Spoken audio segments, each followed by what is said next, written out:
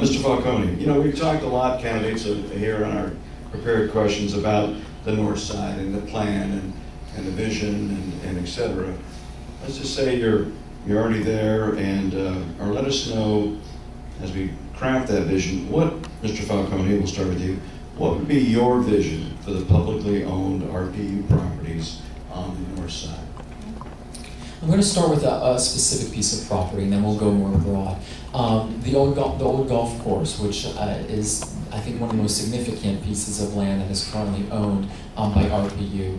The vast majority of residents that I speak to are in favor of maintaining that as open space, maintaining that as the opportunity for a walking trail type development or parcel of land. That's an example of one of the things that I would be in agreement of. I think what's also important, though, when it comes to the vision of the council person is really the vision of the collective residents along with the facilitation of the council person. So I have very similar mindsets when it comes to the residents of exactly what the north side should look like moving forward. That is an area that is rooted in its unique history, an area that is rooted in having both open land for the various recreation that can take place, as well as attracting those amenities that everyday residents in other parts of the city take advantage of, perhaps. And so I think it's the balance between the two, and that is time and time again what has been heard and said by residents, and hopefully being baked into the Northside specific plan.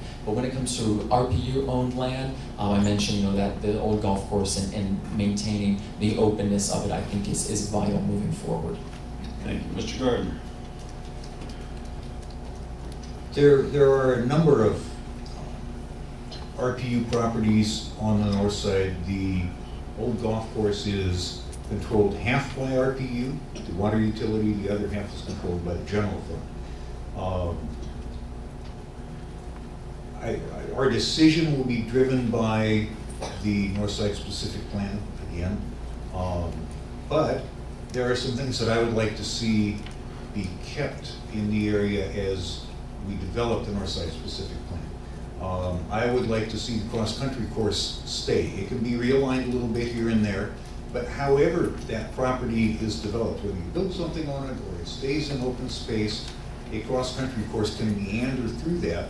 And if there is other development there, be it housing or retail, it's a place for the people who are there during the daytime, or people who live there, to go and walk their dogs and do a variety of things. I also would like to realign the Springbrook Arroyo, which its course was changed without benefit of permit quite some years ago.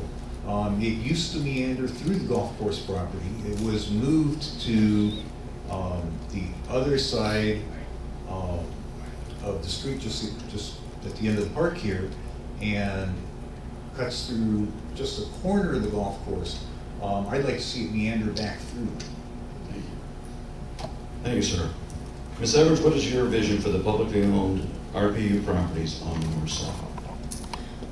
Well, first to clarify that my vision is just a small and one piece.